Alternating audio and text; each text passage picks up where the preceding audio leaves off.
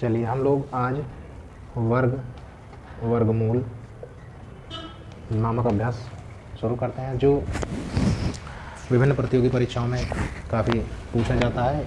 कम से कम 1 या 2 सवाल तो आ ही जाते हैं। तो देखते हैं हम लोग। तो सबसे पहले हम लोग संख्या रेखा पर 0, 1 ठीक देख लेते हैं इन संख्याओं का वर्गमूल। तो सबसे पहले हमें पता है कि अंक, जितने भी अंक होते हैं, अंक कितने होते हैं, 0 से लेकर 9 तक होते हैं। इनका हम लोग वर्ग कर लेते हैं।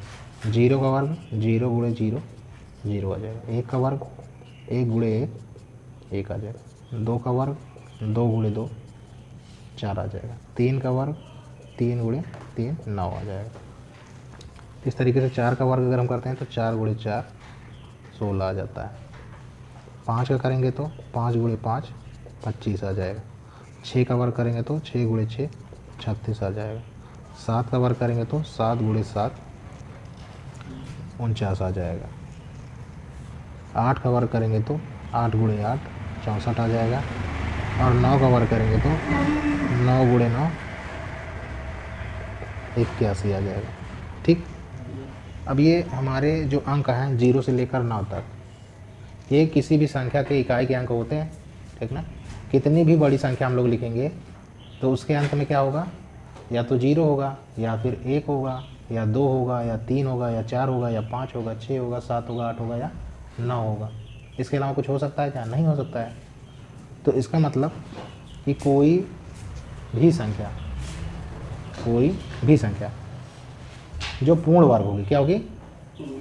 पूर्ण वर्ग। जैसे 0 यहाँ पे है, एक संख्या हम लिख लेते हैं 10, और 10 का वर्ग करेंगे क्या होगा? 100 ना। ठीक, क्योंकि 10 गुणे 10 100 आएगा। तो कोई भी संख्या अगर पूर्ण वर्ग है, 100 कैसी है? पूर्ण वर्ग संख्या, ठीक है। तब उसके इकाई का अंक यहाँ पे देख लीजिए क्या है, या तो 0 है, या फिर 1 है, या फिर 2 मिल रहा है, कहीं पर नहीं मिल रहा ना। एक यहाँ पे भी है, एक यहाँ पे भी है ना, ठीक है। 2 नहीं है, 3 है, नहीं है। 4, हाँ 4 है। 5, हाँ यहाँ पे है। 4 यहाँ पे भी होगा, 4 यहाँ पे भी होगा, 5 केवल एक जगह है। 6, हाँ मिल रहा है, 6 यहाँ पे है, 6 यहाँ पे है। 7 नहीं मिलेगा, 8 नहीं मिलेगा, 9 मिलेगा। मतलब अगर कोई संख्या पूर्ण वर्ग है तो उसके इकाई का अंक 0, 1, 4, 5, 6 और 9 ही होगा, ठीक ना। यही अंक होंगे। किसी भी पूर्ण वर्ग संख्या के इकाई के अंक में हमें 0, 1, 4, 5, 6 और 9 के अलावा कुछ नहीं मिलेगा, ठीक है। कोई भी संख्या, तो यहाँ हम लिख सकते हैं सभी पूर्ण वर्ग संख्या के इकाई का अंक क्या होगा? 0, 1, 4, 5, 6, 9। इसके अलावा कुछ नहीं होगा। अंक कितने होते हैं? पूरे 10 होते हैं, 0 से लेकर 9 तक ना। अच्छा, इसका क्या मतलब हुआ? इसका मतलब ये हुआ कि अगर पेपर में एक क्वेश्चन आ गया और दे दिया गया आपको क्या, कि 16, 17, 25 और 64 में से कौन सा ऑप्शन है जो पूर्ण वर्ग नहीं है, तो कौन सा हो गया? 17। क्यों? क्योंकि इसके इकाई का अंक क्या है? 7 है ना। जबकि जो भी पूर्ण वर्ग संख्या है उसके इकाई का अंक 0, 1, 4, 5, 6, 9, इसके अलावा कुछ होगा ही नहीं, ठीक ना। क्लियर है? अच्छा, इस कितना बड़ा भी अंक हो, जैसे ऑप्शन में देख लो। एक और हम लोग कर लेते हैं। जैसे मान लीजिए हम दे दिए कोई सवाल 2, 4, 1। अब इसके इकाई का अंक क्या है? 4 है ना। तो इसकी संभावना है कि ये पूर्ण वर्ग हो भी सकता है या नहीं भी हो सकता है।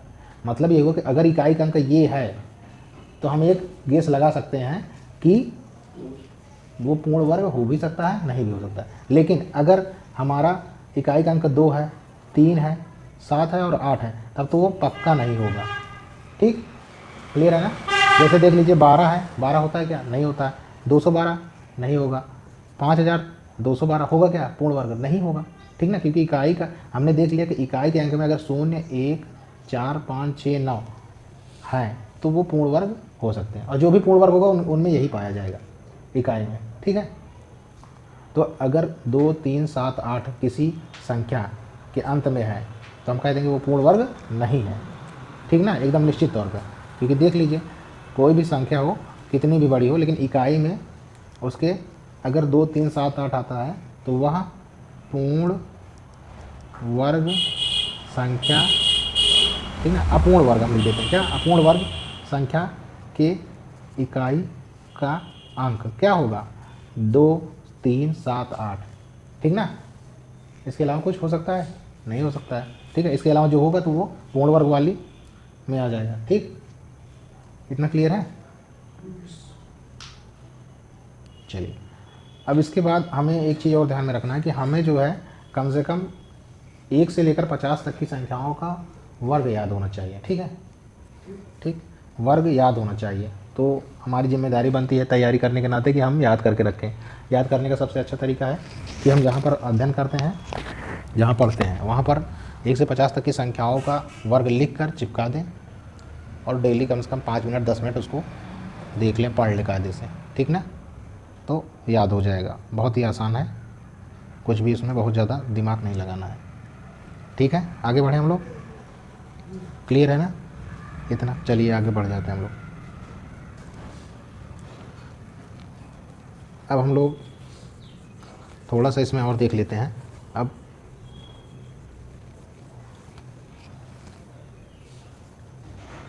हमने देखा कि वर्ग, ठीक ना, 2 का वर्ग क्या हुआ, 4 हुआ। ठीक, तो 4 का वर्गमूल, 4 का वर्गमूल, 4 का वर्गमूल का मतलब हुआ ऐसे हम लोग बना सकते हैं सिंबल, या फिर इसको हम लोग ऐसे बना सकते हैं यहाँ पे 2 लिख के, या फिर इसी को हम लोग ऐसे लिख सकते हैं। ठीक है, ये तीनों एक ही चीज़ें हैं। क्लियर? तो 2 का वर्ग 4 है तो 4 का वर्गमूल क्या होगा, 2 होगा। ठीक ना, इसका निकालने का तरीका क्या है, जब हम ऐसे लिख के 4 का वर्गमूल लिखे तो हम इसको अभाज्य गुणनखंड करते हैं। ठीक है, अभाज्य संख्या क्या होती है हम देख चुके हैं, और इसमें से 2 का जोड़ा बनाएंगे और उस जोड़े से 1 बाहर लिख देंगे, वही आंसर हो जाएगा। क्लियर है? अब एक थोड़ा सा बड़ा ले लेते हैं, 1600। अगर 1600 का वर्गमूल का तो इसका अभाज्य गुणनखंड हम लोग करेंगे। ठीक है, चलिए इसका अभाज्य गुणनखंड कर लीजिए। क्या होगा बताइए, आपको याद होना चाहिए। ठीक ना, वैसे अगर नहीं याद है तो बहुत ही आसान है, 16 गुणे 100 लिख ही सकते हो ना। ठीक है, और 16 को 4 गुणे 4 लिख सकते हो, और इसको 10 गुणे 10 लिख सकते हो ना। ठीक है, अभाज्य गुणनखंड कर लो चाहे ऐसे कर लो। ठीक है, जोड़ा जरूर बनना चाहिए कुल मिलाकर। ठीक है, अभाज्य करोगे तो और अच्छा है, लेकिन पेपर में इतना समय होता नहीं है, तो यहाँ से एक 4 बाहर आ गया और यहाँ से एक 10 बाहर आ गया, कितना आ गया, 40 आ गया।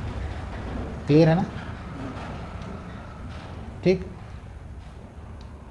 यानी 40 का वर्ग कितना होगा, 40 गुणे 40 आ जाएगा 1600, 1600, और 1600 का वर्गमूल क्या आ गया, 40।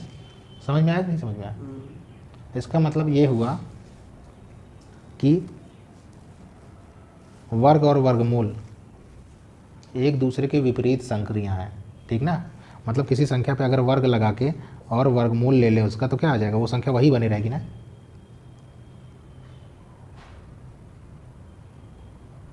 किसी संख्या पे वर्ग ले लें, देखो इसका क्या मतलब हुआ, संख्या 40 है हमारी, उसका वर्ग लिए, क्या लिए, वर्ग, और फिर वर्गमूल लगा दिए, तो देखिए क्या होगा, वो संख्या फिर वही बनी रहेगी ना।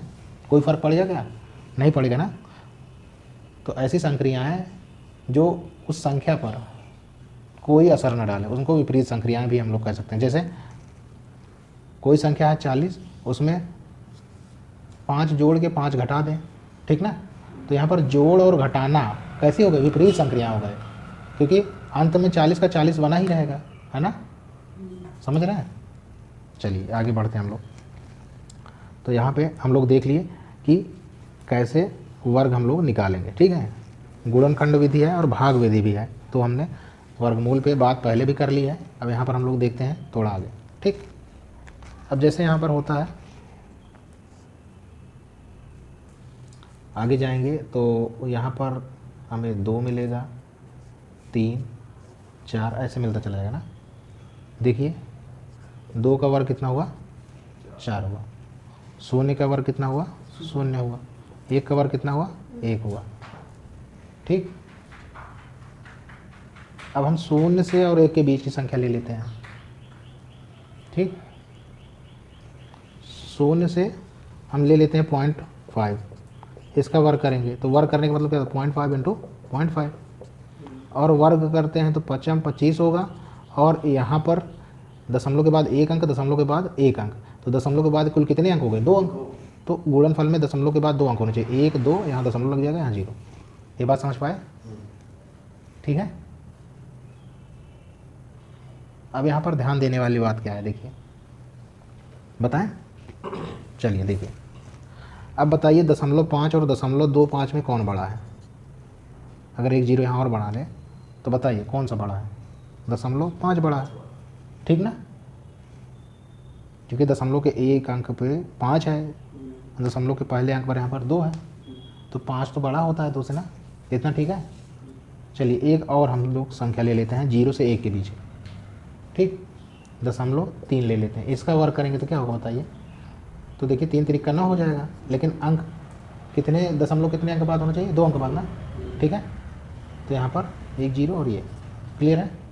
अब बताइए 0.3 और 9 में कौन बड़ा है, 0 9 में 0.3 बड़ा है। ठीक है ना। अब यहाँ पे देख लीजिए 2 और 4 में कौन बड़ा है, 4 बड़ा है। 0 0 यहाँ बराबर है, 1 और 1 बराबर है। ठीक ना, तो 0 का वर्ग और वर्गमूल और 1 का वर्ग और वर्गमूल तो आपस में बराबर है ना। लेकिन जैसे 1 से आगे बढ़ रहे हैं 2 पे, तो जो संख्या है उसका वर्ग उस संख्या से बड़ा आ रहा है ना। यहाँ 3 लिखेंगे, 3 का वर्ग क्या आएगा, 9 आएगा। 3 से बड़ा होता है 9, है ना। 4 लिखेंगे, 4 का वर्ग 16, 16 बड़ा होता है 4 से ना। ये बात समझ पाए? मतलब कि जो वर्ग आ रहा है वो उस संख्या से बड़ा आ रहा है जिसका वर्ग है। ठीक ना। लेकिन यहाँ देखिए क्या हो रहा है, यहाँ जो वर्ग आ रहा है 0 से 1 के बीच में, जैसे 0 से आगे बढ़ते हैं और 1 के इधर अंदर रहते हैं, जितने भी बिंदु हैं आप देखेंगे पाएंगे क्या होगा कि जो संख्या है उसका वर्ग उस संख्या से छोटा आ रहा है। तो एक क्वालिटी क्या देखने को मिली हमें कि 0 से 1 के बीच में जितनी भी संख्याएं होती है उनका वर्ग उस संख्या से छोटा होता है, और 0 और 1 को छोड़ दें तो उसके बाद जितनी संख्या होती है उनका वर्ग उस संख्या से क्या होगा, बड़ा होगा। ठीक ना। तो यहाँ पर हम लोग क्या लिख सकते हैं, यहाँ पर हम लोग एक स्टेटमेंट लिख सकते हैं कि 0 0 से 1 के मध्य की संख्याओं का वर्ग, ठीक ना, उस संख्या से छोटा होता है। ठीक, और 0 तथा 1 का वर्ग हमने देख लिया ना, 0 तथा 1 होता है ना, 1 होता है। ठीक, और इसके अलावा 1 से बड़ी संख्या होगा, क्या होगा, ये एक पॉइंट हो गया, ये दूसरा पॉइंट हो गया, तीसरा पॉइंट क्या होगा, 1 से बड़ी संख्याओं का वर्ग उस संख्या से बड़ा होता है। ठीक, बड़ा होता है। क्लियर है ना।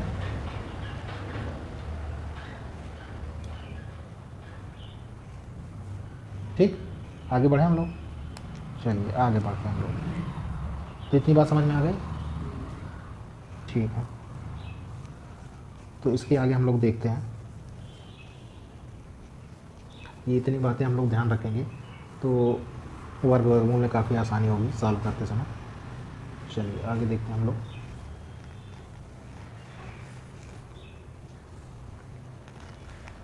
आगे हम लोग कुछ सवाल देख लेते हैं। ठीक, जैसे अगर दिया हो 13 धन 2 रूट 30 और कह रहा है इसका वर्गमूल ज्ञात कीजिए। क्या? इसका वर्गमूल ज्ञात कीजिए। तो वर्गमूल मतलब ये होगा। ठीक, तो बहुत ही आसान है। कैसे आसान है? देखिए, एक फार्मूला होता है a प्लस बी का होल स्क्वायर। क्या होता है? a square plus B square plus 2a, ऐसा होता है ना। और अगर माइनस लगा हो तो यहीं पर माइनस कर दो तो यहाँ पर माइनस हो जाता है ना। तो इसी फार्मूले के हिसाब से हम इसको तोड़ेंगे। देखिए, यहाँ पर 2 दिख रहा है ना, ये ए बी है। इस 30 को कैसे तोड़ें? और 13 दोनों में क्या संबंध आना चाहिए? जैसे 3 हम 30 लिख सकते हैं ना, और इसको 3 धन 10 लिख सकते हैं ना। क्लियर है ना? तो ये पूरा हमारा बन जाएगा क्या?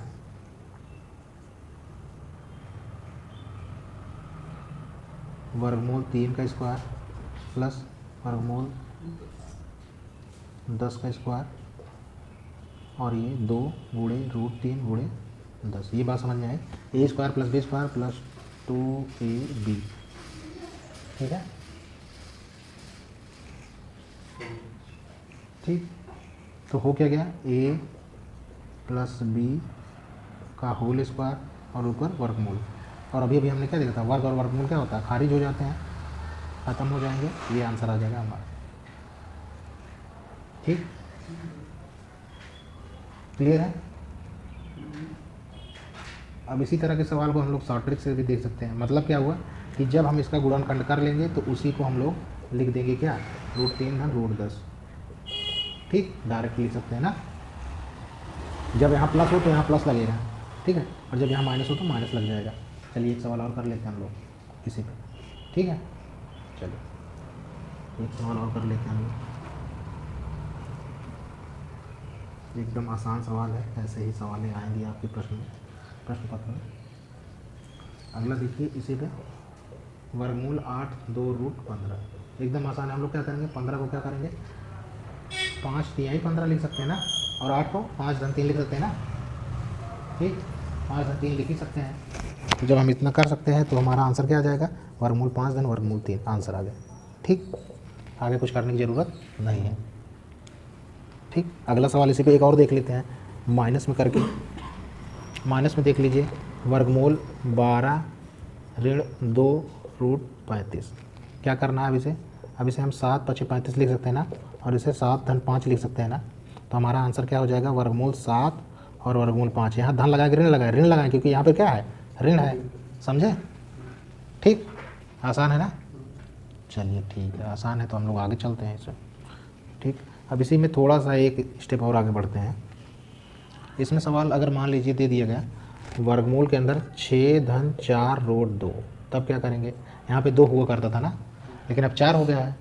ठीक, तो एकदम आसान है। देखिए हम लोग बताते हैं कैसे। जैसे जब लिखा रहता था वर्गमूल 4, तो हम लोग क्या करते थे? रूट 2 गुणे रूट 2, और एक बाहर आ जाता था ना। इसका मतलब क्या हुआ कि वर्गमूल के अंदर जब कुछ आता है तो उसका वर्गमूल आता है, मतलब जोड़े में से एक बाहर आया ना, अब अंदर जाएगा तो जोड़े में आ जाएगा वो। ठीक, तो हम लोग यहाँ पर वही काम करेंगे। क्या करेंगे? वर्गमूल 6 धन, इसको लिखेंगे 2 गुणे 2 और वर्गमूल 2। ठीक है, अब इसको हम इसके अंदर ले जाएंगे तो आएगा क्या? देखो 6 धन 2 और 2 जाएगा तो यहाँ जोड़े में आ जाएगा ना, 2 गुणे 2 गुणे 2 ऐसे आ जाएगा। ठीक है, हो जाएगा ना जोड़े में। भाई ये वर्गमूल के बाहर आया तो अकेला आया, अंदर गया तो जोड़े में हो गया। इसका मतलब तो यही हुआ। तो अब ये हमारी सवाल क्या आ गई? 6 धन 2 रूट 8 हो गया ना, और 8 को हम क्या लिख सकते हैं? 4 गुणे 2, और 6 को क्या लिख सकते? 4 धन 2 लिख सकते हैं ना। हमारा आंसर क्या आ गया? वर्गमूल 4 धन रूट 2, और वर्गमूल 4 क्या होता है? 2 धन रूट 2। आंसर आ गया। समझे? ठीक है, इसी पे एक सवाल और कर लेते हैं हम लोग। चलिए एक सवाल हम लोग और कर लेते हैं। इसी तरह की सवालें आएंगी, बहुत आसान सवालें आती हैं, बहुत टफ नहीं है, बस थोड़ा सा ध्यान लगाइएगा आप लोग, आ जाएगा। थोड़ी सी प्रैक्टिस कर लीजिए, आ जाएगा। ठीक ना। अब देख लीजिए यहाँ पर कितना दिया? 8 दिया है ना, तो हमें क्या बनाना है? इसको यहाँ पर हम केवल 2 रखेंगे, और 2 गुणे 4 हुआ ना, ठीक। अब 4 को अंदर ले जाएंगे तो कितना होगा बताइए, 3 गुणे 4 गुणे 4 हुआ ना, ठीक।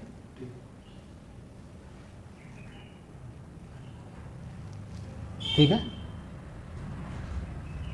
तो 4 चौक 16, तो यहाँ कितना हो जाएगा, 48 हो जाएगा,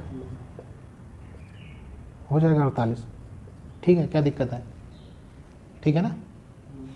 और 48 क्या लिख सकते हैं बताइए, 8 6 48, और 14 क्या लिख सकते हैं, 8 धन 6। हमें इसी बात का ध्यान रखना है कि यहाँ पे जो गुणनफल इसका आए, ठीक है, वो इन दोनों को जोड़, इसके इस तरीके से 2 पेयर बन जाएं कि जोड़ने पर हमें वही मिल जाए, ठीक। इतना ध्यान रखेंगे तो आ जाएगा। अब क्या आएगा, वर्गमूल 8, और यहाँ पर माइनस है तो माइनस लग जाएगा, यहाँ पर 2 होना चाहिए, ठीक है, क्योंकि a प्लस बी के होल स्क्वायर में क्या होता है, 2ab प्लस में होता है या माइनस में होता है ना, तो उसी को ध्यान में रखना है, ठीक। और इसको क्या लिख सकते हैं, अभाज्य गुणनखंड 2 गुणे 2 गुणे 2, और इसको वर्गमूल 6 ही रहने देंगे, यहाँ से 2 बाहर आ जाएगा, 2√2 और माइनस वर्गमूल 6, ठीक। ऐसे भी लिख सकते हैं, इसको थोड़ा सा और आगे बढ़ाना चाहें बढ़ा सकते हैं। क्या होगा देखिए, इसी को हम लोग लिख सकते हैं क्या, 2 गुणे 3, ठीक ना। अब वर्गमूल 2 गुणे वर्गमूल 3 लिख सकते हैं, ठीक। वर्गमूल 2 यहाँ पे, वर्गमूल 2 यहाँ पे, बाहर ले सकते हैं हम लोग, तो वर्गमूल 2 और ब्रैकेट के अंदर 2 बचा, और यहाँ पर क्या बचा, वर्गमूल 3 बचा। ये आंसर आ गया हमारा, ठीक है। चलिए आगे बढ़ते हैं हम लोग इसी में, इसी तरह के सवाल हैं, आसान सी सवाल हैं। अब अगली सवाल हम लोग देख लेते हैं। अगली सवाल आपकी है वर्गमूल 4 माइनस वर्गमूल 15। अब देखिए यहाँ पर 2 तो है नहीं ना, 2 नहीं है, तो हम लोग क्या करेंगे, पूरे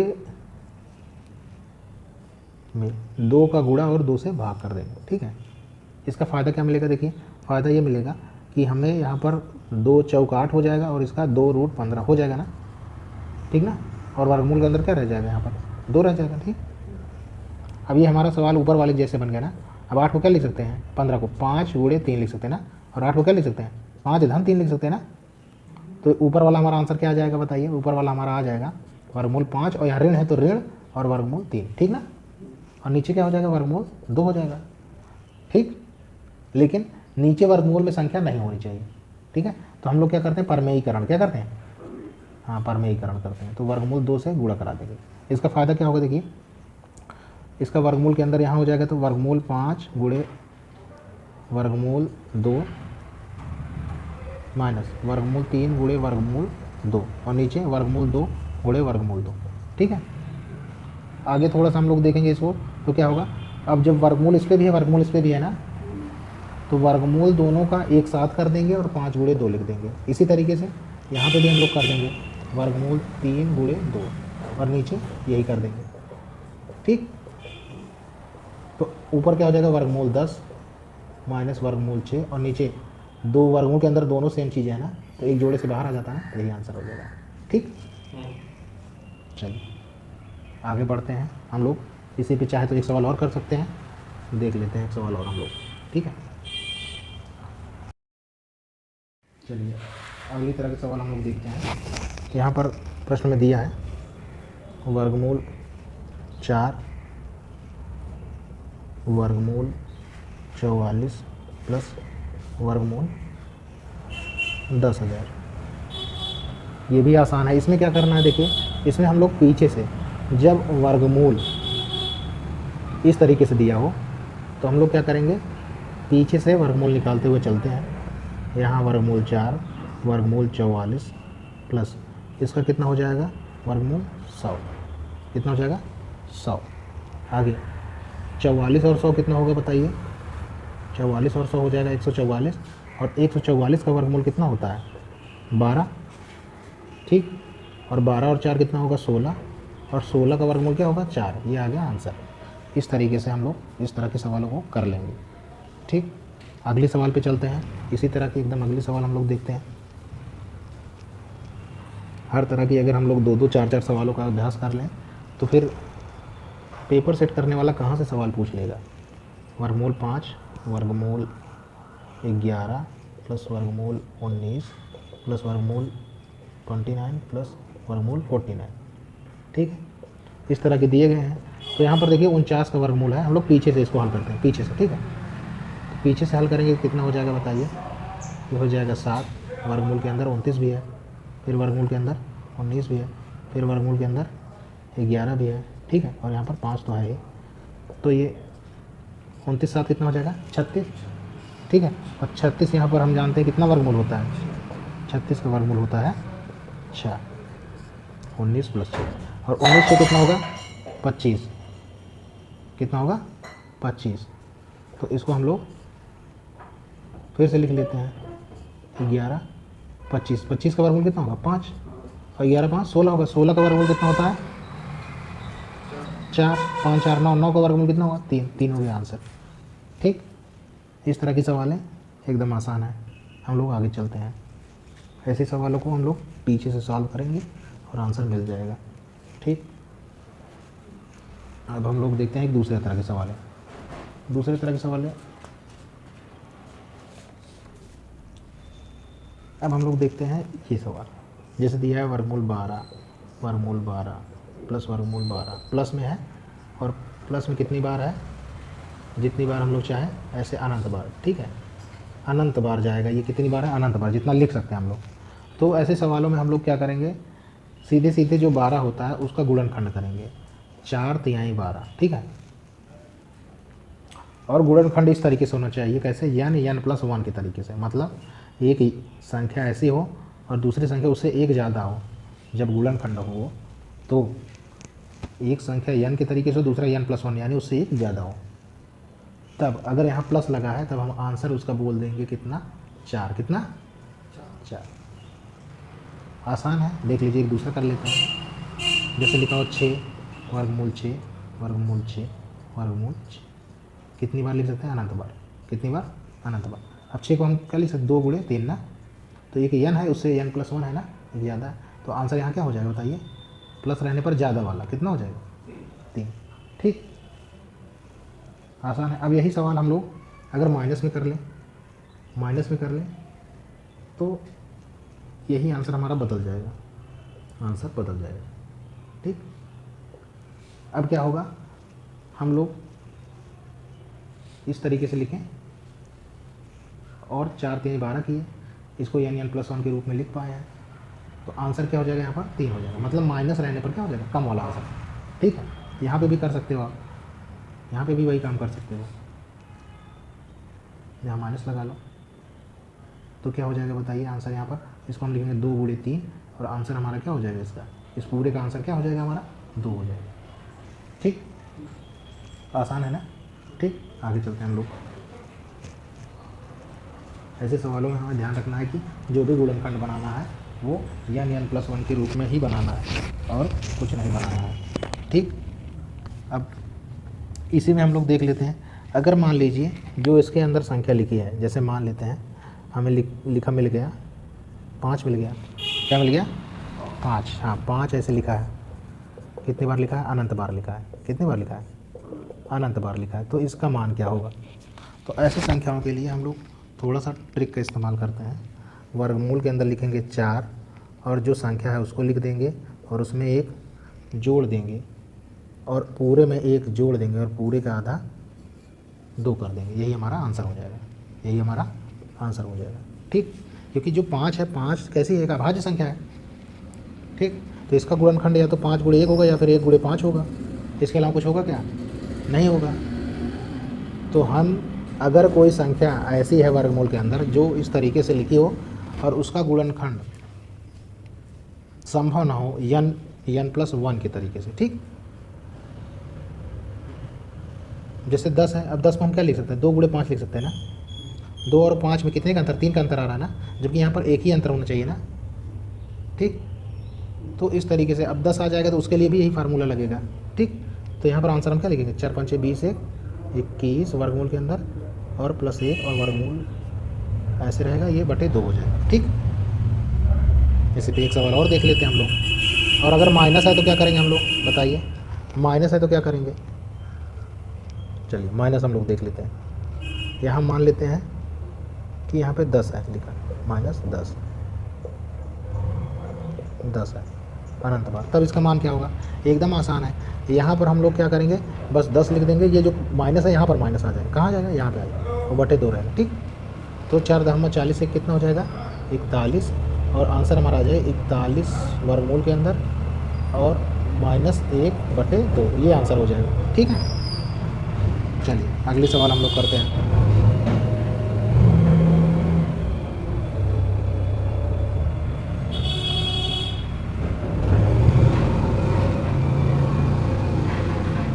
एक सवाल और अलग करते हैं हम लोग इसमें।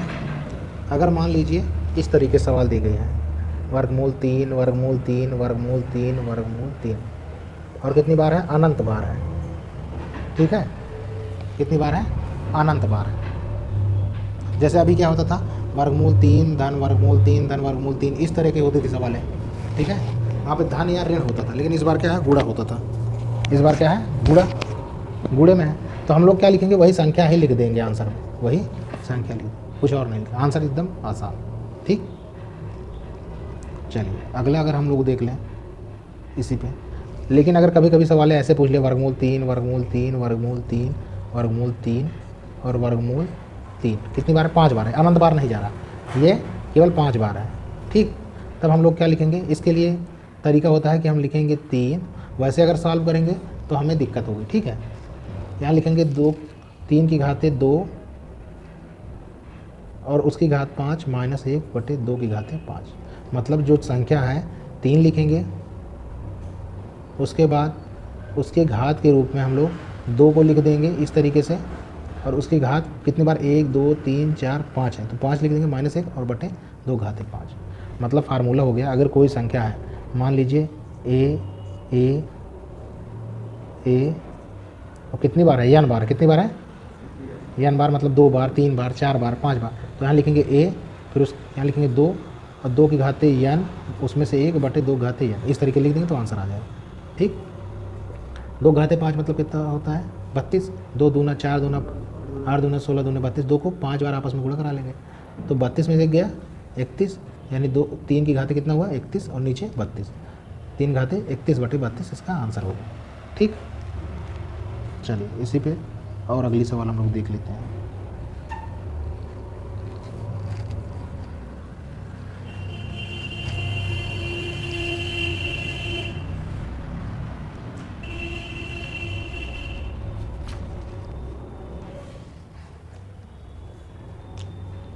इस पे एक सवाल अगर हम लोग देखें तो और क्या होगा बताइए।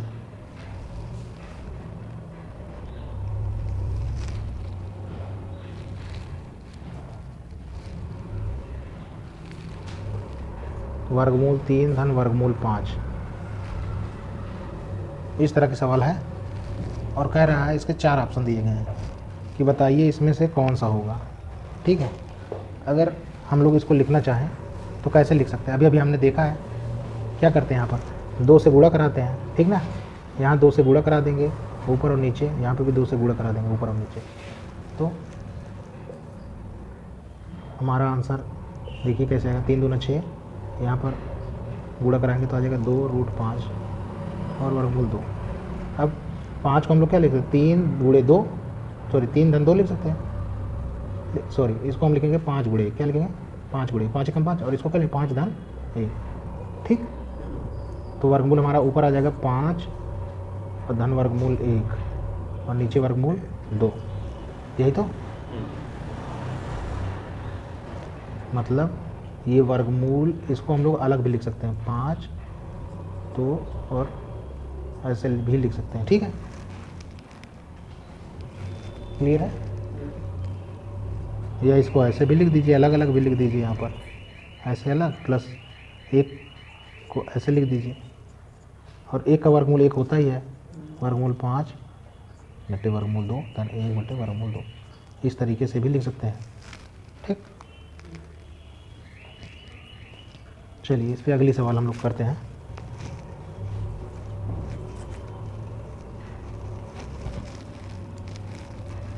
प्रश्न में दिया है कि अगर वर्गमूल के अंदर है 1296 बराबर 36 है, तो वर्गमूल के अंदर 12.96 प्लस वर्गमूल के अंदर 0.1296 और प्लस वर्गमूल के अंदर 0.01296, इसका मान एक बार और है प्लस वर्गमूल के अंदर 0.00001296। क्या होगा इसका मान? देखिए बहुत ही आसान। कैसे हम लोग पहले हम लोग ये देखेंगे कि दशमलव से वर्गमूल का क्या संबंध है, दशमलव वाली संख्याओं का देख लेते हैं।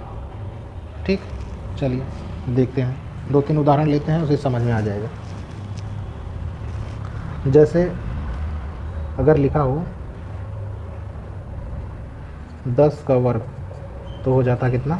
100। मतलब वर्ग करने पर संख्या इस तरीके से आ जाती है। लेकिन दशमलव अगर हम ले लें 1.1 का वर्ग तो 1.21 आएगा, क्योंकि 11 कितना होता है? 121 होता है ना। और दशमलव 2 अंकों पे लगती है, बाहर जाता है दशमलव तो 2 अंकों पे। ठीक, जैसे अगर लिखे वर्गमूल 1.21 तो यहाँ पर इसका वर्गमूल क्या आएगा? 1.1 आएगा। मतलब कि वर्गमूल के बाहर जाने पर ये 2 अंकों से 1 अंकों पे आ जाता है ना। अगर ये 4 अंकों पे हो, मान लो कितने? 4 अंकों पे हो, तो 4 अंकों से कितना हो जाएगा? 2 अंकों पे हो जाएगा। कितना? 6 है तो 3 अंकों पे लगेगा, 8 है तो 4 अंकों पे लगेगा। तो देखिए 1296 का वर्गमूल कितना है? 36। ठीक ना, तो यहाँ 2 अंकों पे है ना, तो 36 इसका वर्गमूल होगा। लेकिन यहाँ पर दशमलव कितने? 1 अंक बाद लग जाएंगे। यहाँ पर बताइए, यहाँ पर भी 36 लिखेंगे, यहाँ 4 अंक है ना, तो 2 अंकों के बाद दशमलव लग जाएगा। यहाँ पर 6 अंक है ना, तो यहाँ पर कितने? 3 अंकों के बाद दशमलव लग जाएगा। और यहाँ पर 8 अंक है ना, तो यहाँ पर कितने अंकों के बाद लगेगा बताइए? 4 अंकों के बाद। 2 अंक थे, 2 अंक हमने बना लिए। ठीक, इसी को ऐड कर लेंगे, आंसर आ जाएगा। कोई दिक्कत नहीं ना, तो इसको ऐड कर लीजिए। ऐड करने का तरीका भी बहुत ही आसान है।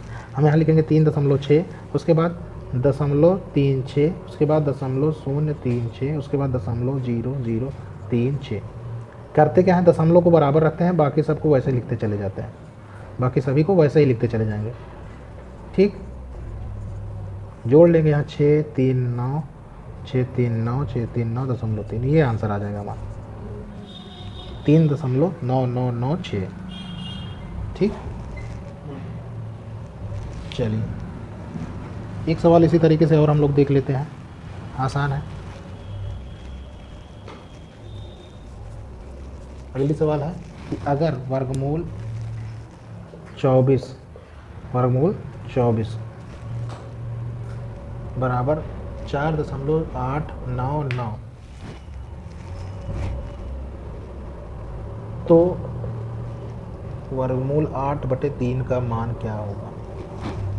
इसका मान क्या होगा?